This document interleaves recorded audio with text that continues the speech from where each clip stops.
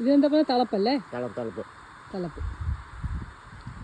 തെങ്ങി കയറാൻ ഉണ്ടാക്കുകയാണ് ബാബുവേട്ടൻ. ആ, ഞാൻ കവുങ്ങേലും കയറും, തെങ്ങേലും മറ്റേലും കയറും. വീട് ഇവിടെ തന്നെയാണല്ലേ, മക്കിയാട്? ആ സ്നേഹ ചോദ്യം. അതെ, അവിടെ തന്നെ.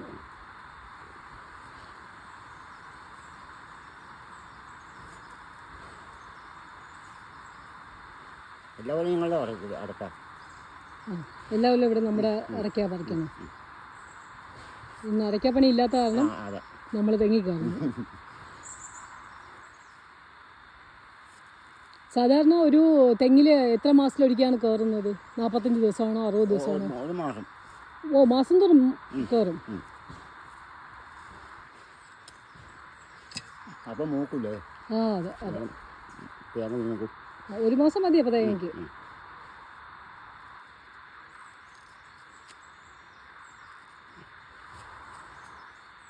ഇവിടെ എങ്ങനെയാ കൊപ്ര ആട്ടാൻ ഇതുണ്ടോ? ആട്ടുന്ന മെഷീനോ? മാനന്തവാടി കൊണ്ടുപോകും. 4 മൈൽ അവിടെ കൊണ്ട്. ഇവിടെ മക്കാടില്ല. മക്കാടില്ല, വെള്ളമൊന്നുമില്ല.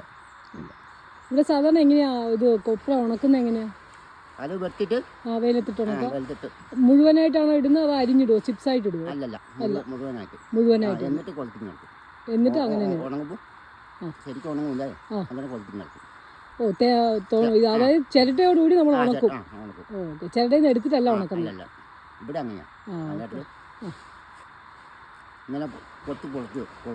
പക്ഷെ നല്ല എണ്ണയാണല്ലേ ഇവിടുത്തെ തെങ്ങിന്റെ? അങ്ങനെ തളപ്പ് റെഡിയായി.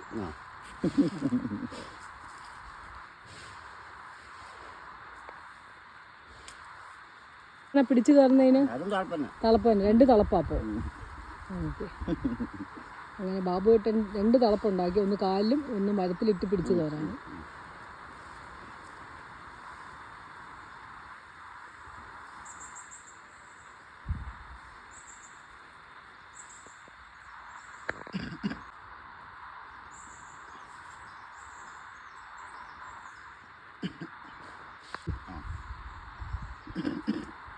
അപ്പോൾ 7.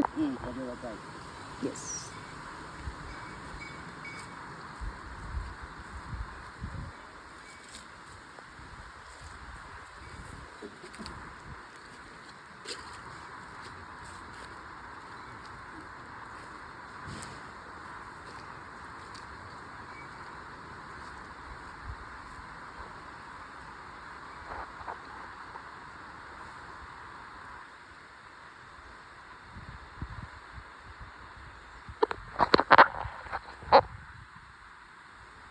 ഈ പ്രാർത്ഥനയോടുകൂടി 2 തളപ്പും വെച്ച് തെങ്ങിൽ തേങ്ങ കൊണ്ടുവരാണ്.